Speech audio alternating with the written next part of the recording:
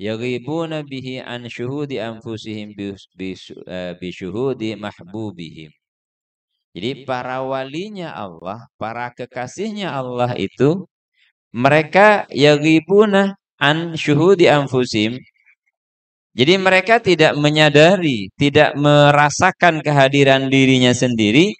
Kenapa? Karena sibuk menyaksikan kekasihnya yaitu Allah Ta'ala. Jadi orang-orang yang disebut sirrul husn, yang disebut punya keistimewaan ini, keakuan pada dirinya itu hilang. Sifat keakuannya sirna. Diganti dengan apa? Dengan rasa kekosongan, atau dalam bahasa Jawanya, orang Jawa itu punya ajaran suwung namanya. Suwung itu alam kekosongan. Seperti apa alam kekosongan itu? Manusia yang telah mencapai puncak ketauhidan kepada Allah Ta'ala sampai merasa dirinya tidak ada sama sekali.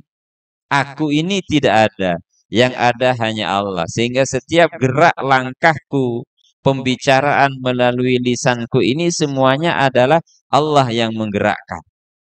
Sehingga yang seperti ini, yang sudah fana demikian ini, beliau akan memiliki yang namanya kesadaran yang berlebih dari orang lain. Dan perlu kita fahami bahwa kewalian itu dari sisi hakikat lebih mulia dari kenabian. Kalau yang dimaksud wali itu adalah wakil Tuhan. Saya ulang. Di Futuhat Ayatil Makkiyah dijelaskan bahwa kewalian itu lebih tinggi dari kenabian jika yang dimaksud dengan kewalian adalah wakil Tuhan. Al-wali itu adalah wakilnya Allah Ta'ala. Kenapa? Karena wali ini adalah yang dipasrahi oleh Allah Ta'ala untuk mengemban alam semesta beserta isinya ini. Bagaimana alam ini bisa bertahan sampai yaumil kiamah tergantung kepada sang wali. Dan wali ini bukan persoalan karomah. Kalau masyarakat kita, karena kita pergeseran dari zaman Kapitayan sampai zaman Hindu dan Buddha sampai kemudian Islam, di situ kan ada cerita-cerita tentang cerita-cerita mistis tentang kesaktian dan sebagainya. Akhirnya di Indonesia wali itu identik dengan karomah, identik dengan hal yang luar biasa. Padahal kewalian itu bukan karomahnya, tetapi keistiqomahan si wali di dalam mengesahkan Allah, di dalam menyembah Allah Subhanahu wa Ta'ala. Jadi bukan berupa bisa berjalan di atas air, terus kemudian bisa terbang. Saya masih ingat sebuah kisah itu ketika Kiai As'ad ngajar seorang santrinya, beliau terus kemudian bilang, kisah singkatnya begini. Dalam bahasa Madura, cong, mon kun manus sari bisa ngabur, tak kira makalah manuk. Mon kun bisa nyelam, tak kira makalah juko. Si melarat ria, sekrat dua ke Allah Ta'ala. Yang susah itu gimana setiap gerak hati dan langkah kaki itu sejalan dengan ridho Allah. Itu yang susah. Kalau hanya untuk punya karomah dan sebagainya itu tidak susah sama sekali. Makanya kita jangan mudah mudah kagum, mudah gumun dengan hal-hal istimewa yang demikian, tetapi kagumlah dengan orang-orang yang mampu menjaga keistiqomahannya. Istiqomah dalam hal apa? Istiqomah dalam keimanannya serta ketauhidannya kepada Allah Subhanahu wa Ta'ala. Maka ketika Allah Ta'ala telah mensinari kekasihnya tadi, Misalkan si fulan Allah Ta'ala berikan sirrul khususiyah. Allah berikan kepada beliau ini rahasia-rahasia keistimewaannya. Terus ketika Allah tutupi si wali ini dengan apa? Dengan aktivitas biasa. Ya ke pasar, ya dia bekerja dan sebagainya. Jadi bukan terus apakah wali itu yang punya banyak pengikut? Tidak. Apakah wali itu yang punya banyak karomah? Tidak mesti. Wali itu adalah dia yang memiliki sambungan ruhani terus-menerus kepada Allah Subhanahu wa taala yang tidak terputus. Kenapa? Karena zikirnya dia sudah menggunakan zikir kolbu, tidak lagi menggunakan zikir lisan atau menggunakan alat berupa tasbih. Karena yang menjadi tasbihnya adalah nafas dan detak jantungnya sendiri. Jadi orang-orang seperti ini zaman sekarang sepertinya tambah disembunyikan oleh Allah Ta'ala. Allah tambah menyembunyikan orang-orang demikian. Kalau dulu ada Kiai Haji Hasan Genggong dan seterusnya, para aulia ilah yang lain itu banyak. Tetapi hari ini sangat sulit menemukan yang demikian. Artinya wali yang oleh Allah Ta'ala kemudian dimasyhurkan, diterkenalkan. Menjadi seorang yang terkenal, menjadi seorang yang viral. Tetapi sebagian besar hari ini wali itu juga ditutupi oleh Allah Subhanahu wa taala dengan apa? Dengan sifat-sifat kemanusiaan. Ya dia makan, dia tidur, dia beraktivitas normal seperti kita pada umumnya. Yang beda apanya? Yang beda adalah kondisi hatinya. Kondisi batinnya itu yang berbeda. Makanya kenapa kita perlu banyak baca kisah-kisah beliau-beliau itu? Ya setidaknya menginspirasi. Ada satu hal yang harus kita hindari. Apa itu? Ketika berkisah tentang kewalian, berkisah tentang kenabian, kita kemudian, iya itu kan wali, itu kan nabi, saya kan bukan. Loh kok bisa wong di dalam diri kita sama-sama ada Nur Muhammad, di dalam diri kita sama-sama ada Ruh Ahmad. Maka kita semua layak dan bisa mencapai ke sana. Sehingga kalau dari kecil diakrabkan dengan kisah-kisah kesempurnaan akhlak, kemuliaan akhlak dari para walinya Allah, maka itu akan menjadi terdoktrin di dalam pikiran kita bahwa kita juga mampu untuk mencapai ke sana. Sehingga pemimpin para wali itu ya tidak ada lagi Rasulullah. Pimpinan dari para aulia illah itu adalah Rasulullah sendiri. Karena beliau yang akan memberikan medali dan setiap generasi, setiap masa itu ada Nur Muhammad Al-Muhammadiyah yang sejati yang berada di dalam diri kita masing-masing seperti itu.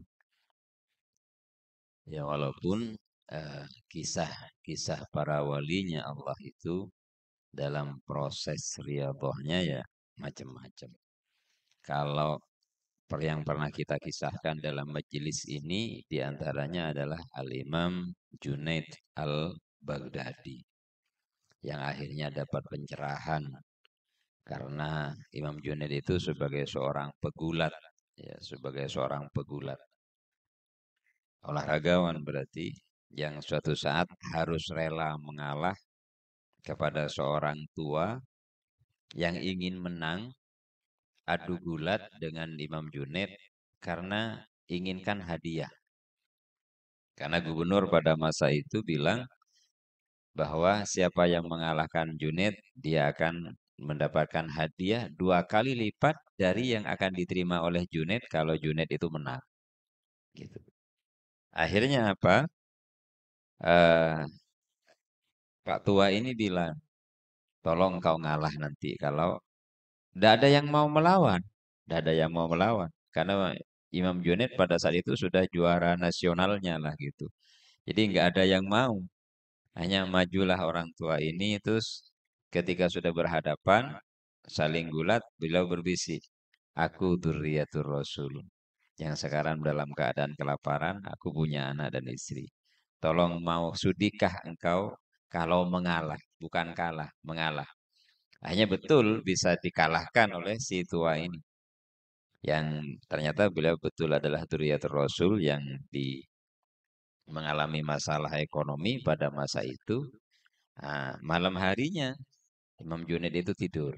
Ketika tidur, itu kemudian eh, bermimpi kedatangan Rasulullah SAW dan menyampaikan bahwa terima kasih engkau telah memberikan bantuan kepada keturunanku.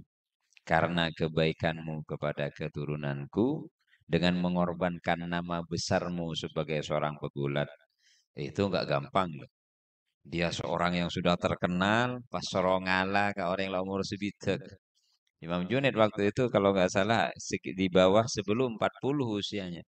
Harus ngalah kepada orang yang sudah usia 60, berarti kan harus mengorbankan popularitas, terkenal dan akhirnya Imam Junaid itu dicemooh luar biasa memang. Masa sama orang tua aja kalah gitu. Akhirnya karena kerelaannya menyerahkan juara itu kepada Dzurriyyatur Rasul itu tadi, akhirnya beliau kemudian dapatkan pencerahan. Nah, setelah dapat pencerahan itulah baru beliau berproses beriadah. Gitu. Jadi setelah memperoleh pencerahan, beliau kemudian beriadah gitu. Artinya melatih dirinya diantaranya dengan tidak makan daging selama 40 tahun. Kadang kalau di era sekarang, kenapa ya yang menjadi masalah kok makan daging gitu? Karena pada daging itu kan ada darahnya.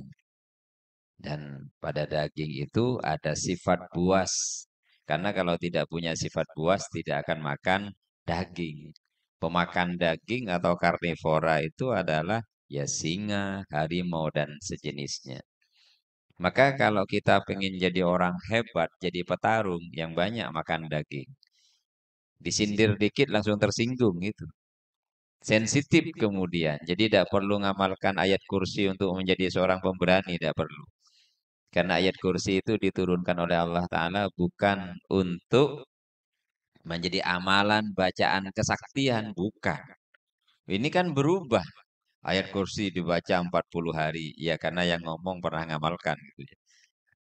Dibaca biar bisa begini gitu. Iya betul itu dan terasa betul. Tetapi setelah kita ngaji tambah lambat tambah ngerti, malu kemudian. Kenapa? Karena ayat Quran diturunkan bukan untuk itu. Quran itu diturunkan untuk apa? Hudal lil muttaqin. Petunjuk. Petunjuk kok kemudian dibuat senjata. Iya memang ada keistimewaan-keistimewaan tersendiri yang ada di dalam huruf-huruf Al-Quran itu ada. Bukan tidak ada, saya tidak menafikan itu. Tetapi kalau bahasa sekarang kita melakukan distorsi. Artinya merendahkan derajat daripada Al-Quran itu sendiri. Padahal ayat kursi itu isinya kan Allahu la ilaha illa huwal hayyul qayyum. Allah yang tidak ada Tuhan kecuali Dia yang maha hidup dan maha berdiri, maha mengurus terus menerus. La ta'khuduhu sinatun wala naum, yang Dia tidak pernah ngantuk apalagi tidur. Nah, para walinya Allah itu kadang normal. Ya tidur, ya juga ngantuk dan seterusnya. Tapi orang-orang tertentu yang saya perhatikan yang termasuk orang punya sirrul khususi itu tak pernah nguap, tak pernah uayan. Saya pernah niteni seseorang itu sampai semalam penuh saya bersama beliaunya itu sampai pagi tak uayan sekali. Ya kenapa? Karena pada badannya Allah Ta'ala sudah ganti metabolisme di dalam tubuhnya sudah berbeda dengan kita, dengan manusia kebanyakan. Tetapi ada juga para kekasihnya Allah Ta'ala itu yang dikasih kehidupan normal, tidak istimewa-istimewa banget. Makanya kalau Sayyidina Ali itu, ya memang beliau babul ilmi. Jadi beliau menyatakan dalam bahasa Arabnya, jadi kafa, cukuplah bagiku ya Allah, antakuna li robban, engkau Tuhan, engkau menjadi Tuhan buatku dan cukup pula bagiku dengan apa? Aku menjadi hamba di hadapanmu. Nah, rasa penghambaan ini yang harus diasah terus. Penghambaan seperti apa? Ketika kita bilang Allahu Akbar, apakah kita merasa hina di hadapannya? Satu. Kedua, apakah kita merasa butuh dengan karunia-karunia yang diberikan olehnya? Dan yang ketiga, apakah pada saat menyatakan Allahu Akbar, yang lain itu tidak ada, yang lain itu sirna, dan kita hanya bersedia memohon ampunan, memohon pertolongan hanya kepada Allah Subhanahu wa Ta'ala. Yang begini ini yang agak sulit. Jadi yang harus dilakukan dengan cara berriyadhah, latihan. Riyadhah itu latihan. Bahasa kita mungkin tirakat, dengan yang lain-lain terserah.